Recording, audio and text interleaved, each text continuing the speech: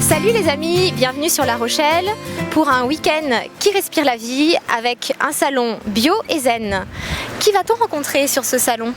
Alors sur ce salon qui a l'éthique bio, bien-être et habitat, on va partir à la découverte de 170 exposants. Bon, bien sûr, on ne va pas pouvoir tous les interviewer, on s'en excuse d'ailleurs pour ceux qu'on ne va pas pouvoir rencontrer, mais on va voir quand même des sujets très intéressants. Donc je vous propose qu'on y aille tout de suite. Allez, on y va ? Ok.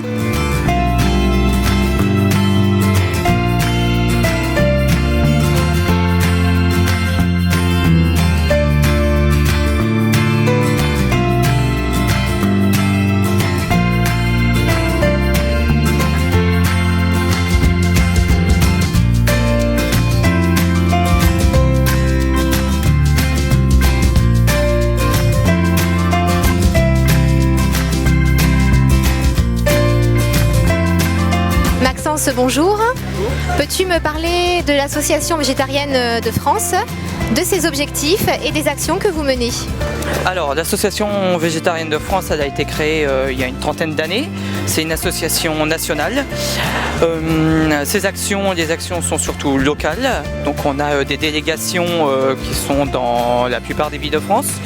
Celle de La Rochelle est toute récente. On fait la promotion du végétarisme et du végétalisme dans la région auprès de nos membres, de nos adhérents et dans les cantines scolaires, dans les hôpitaux et faire découvrir aussi des produits plus véganes comme la spiruline ou la levure de bière ou à nos membres et aux non-adhérents. Donc l'objectif, c'est à travers ces ateliers culinaires de faire découvrir des bonnes saveurs. Voilà. Et que le végétarisme n'est pas absolument pas dans le mauvais. Hein. On a le droit de garder le plaisir et l'art de la table. Voilà, et faire découvrir aussi le côté moral, éthique du végétarisme qui est avant tout qui prime sur notre cause.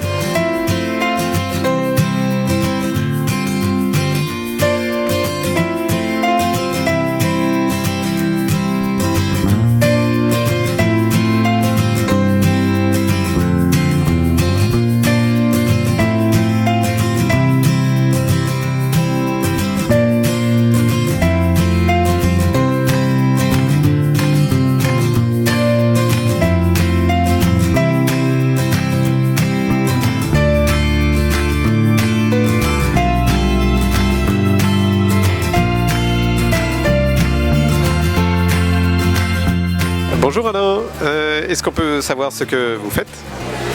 Et alors ce que je fais c'est bien simple, je suis agriculteur bio depuis 15 ans et d'une longue généalogie de paysans. Hein. Et donc aujourd'hui on cultive toute une variété de céréales, de production végétale au sens large, qu'on essaie de transformer le plus possible sur la ferme. Donc on décline ça en farine de différentes catégories, en huile, et on produit pour l'isolation, notamment avec le chanvre, avec la paille pour l'écohabitat. D'accord, je vois des farines, donc qu'est-ce que nous avons comme farine ? Donc les farines, en fait il y a d'abord le blé, incontournable pour les gens qui font leur pain, ou les pâtisseries. Le seigle qui est un petit peu plus rare dans notre région, qui n'est pas vraiment dans notre culture, mais bon voilà, qu'on aime bien développer. Les apiculteurs notamment l'apprécient pour faire leur pain d'épices.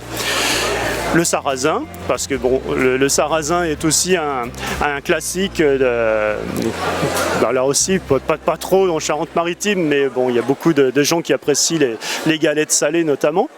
Et puis le dernier né chez nous, c'est l'engrain. Donc on a mis cette culture, donc engrain petit épeautre, donc l'année dernière, et donc depuis la dernière récolte, on a cette farine de teneur en gluten notamment inférieure à celle du blé. Donc les gens qui ont certains soucis d'intolérance au gluten s'orientent bien sûr vers le sarrasin qui en est dépourvu, ou vers l'engrain qui est relativement bien toléré. Si, vous faites peut-être partie d'une organisation pour transmettre aussi des messages ? Tout à fait. Donc on est adhérent au GAP 17, donc le groupement des agriculteurs bio de Charente-Maritime. Donc un groupement qui, comme son nom l'indique, fédère un petit peu les agriculteurs bio et les sympathisants donc, à toutes ces notions d'agriculture bio, mais aussi de respect de l'environnement au sens large. Où est-ce que vous êtes? Où est-ce qu'on vous trouve? Donc on est basé à Tonnay-Boutonne, c'est une petite commune rurale donc entre Saint-Jean-d'Angély et Rochefort.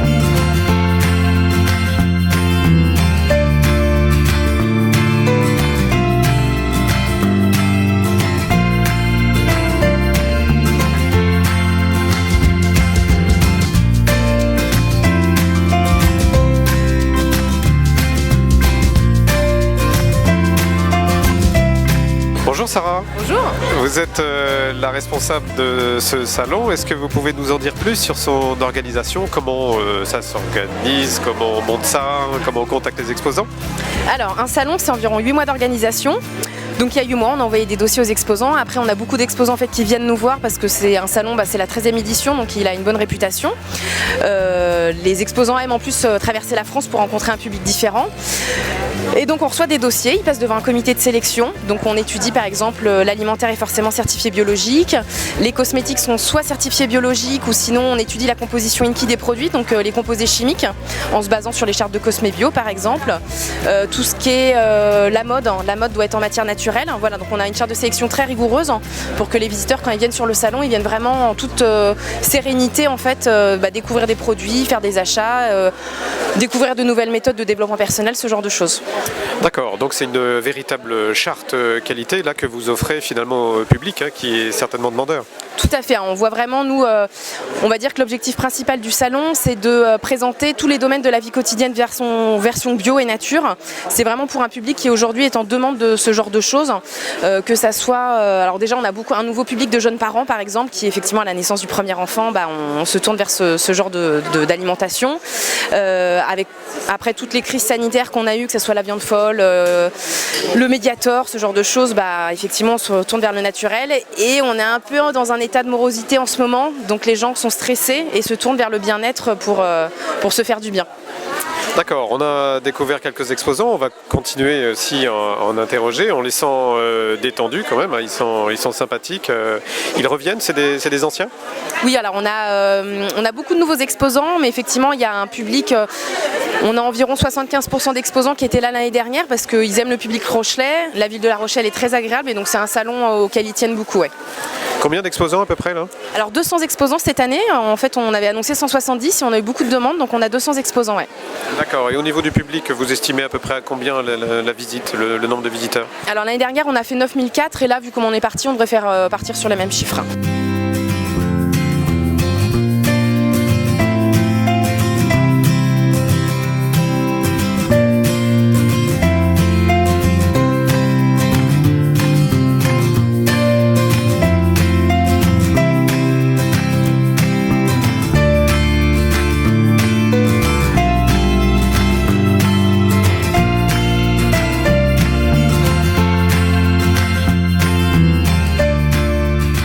Je vois que vous proposez sur ce stand du café d'orge, voilà, avec l'orgeat. Pouvez-vous m'en dire davantage s'il vous plaît? Alors l'orgeat c'est du malt d'orge torréfié. Donc le maltage c'est une germination de graines, ce qui nous permet de... En fait, le maltage, la germination de la graine va faire développer le sucre et les saveurs. Ensuite on va faire une torréfaction et puis après on va l'utiliser en infusion comme un café. À infuser, pas en machine à café électrique classique, quoi. Quels sont donc les bienfaits de l'orge par rapport au café? Quels sont les avantages qu'il peut présenter en termes nutritionnels? Pouvez-vous m'en dire un petit peu dessus? Le premier avantage, il est surtout sur le côté de l'excitation. Il n'y a pas d'excitant, ça peut être un parfait café du soir. Voilà, quand on aime bien boire quelque chose de torréfié comme ça, l'orgeat s'y prête très bien. Ça va être très riche en sels minéraux, beaucoup de fer, du cuivre, du zinc, du sélénium, du manganèse, du magnésium. Ça a vraiment des qualités reconstituantes. Quand on a quelques faiblesses en minéraux, voilà, on peut très facilement pallier grâce à l'orgie. Pouvez-vous me dire quelques mots sur l'aspect local ? L'aspect local, il est très facile à comprendre comparé au café et son impact écologique, notamment son impact carbone de fait du transport du monde entier, le café. Là on a quelque chose effectivement qui est fait en Bretagne, avec une production bretonne, une production agricole bretonne, une torréfaction par mes soins en Bretagne, en Côte d'Armor. Le maltage est dans les Côtes d'Armor, enfin tout se fait dans les Côtes d'Armor. Voilà, donc pour ce qui est de l'aspect local, voilà, on a vraiment dans l'orge et la culture de l'orge quelque chose, une agriculture vivrière, si je puis dire, comparé au café, même équitable. Voilà, c'est du vrai commerce équitable.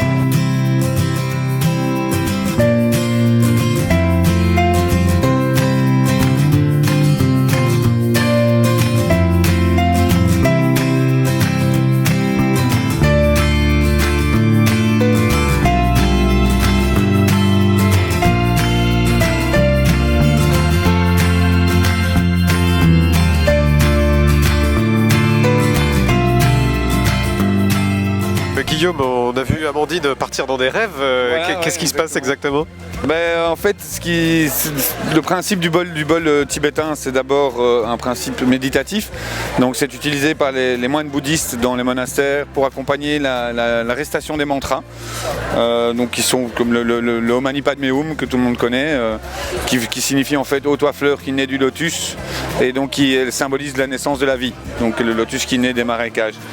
Et donc pendant la récitation des mantras, les moines accompagnent en fait avec des bols, parce que le bol reproduit la syllabe créatrice de l'univers, qui est la syllabe Om. Donc ça a une aide à la méditation. Après, toutes sortes de choses se sont développées plus d'un point de vue vibratoire à ce moment-là autour du bol, comme des thérapies de massage, des purifications d'intérieur avec les vibrations, avec des grands bols comme celui-ci, où la vibration dure 4-5 minutes, et donc ça repousse en fait des mauvaises ondes ou des mauvaises vibrations qu'il peut y avoir dans un espace de vie. Donc ce qu'on a fait là, ce que j'ai fait là, c'est une petite démonstration d'un massage avec les bols. Donc on prend un grand bol, on se met dedans, donc ça c'est pour l'ancrage. Donc quand on tape dans le bol, les vibrations vont ancrer en fait le corps, et les vibrations montent parfois jusqu'aux épaules, voire plus haut. Ensuite, on passe en fait essentiellement dans le dos au niveau du plexus solaire. Parce que le plexus solaire, c'est vraiment le carrefour des énergies, des émotions dans le corps. C'est par là que s'il y a quelque chose qui coince quelque part, ça va de toute façon se boucher là. Donc ça n'a pas une vertu, je dirais, en soi, ça ne soigne pas des maladies ou autres, thérapeutiques. Mais par contre, ça évite beaucoup de maladies qui se créent en nous, donc qui ne sont pas des virus, qui sont des choses que notre corps, un lien entre notre corps et notre esprit qui seront. Et ça permet en fait de dénouer, de rétablir ces points d'énergie et de dénouer certains nœuds, comme ici on a souvent, quand on a une angoisse, on a comme une boule ici. Et donc qu'après autour de ça se créent d'autres maladies, voilà.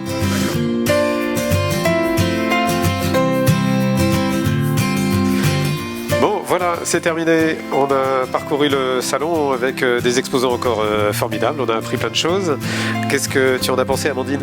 Eh bien, la même chose, des gens formidables. Et vous pouvez nous retrouver sur le site assis-dans-l'herbe.fr. À très vite pour une prochaine aventure. Au revoir. Oh, la fée. Encore. Et je pense que je fais qui c'est qu'on va rencontrer là-bas. Ok, c'est parti.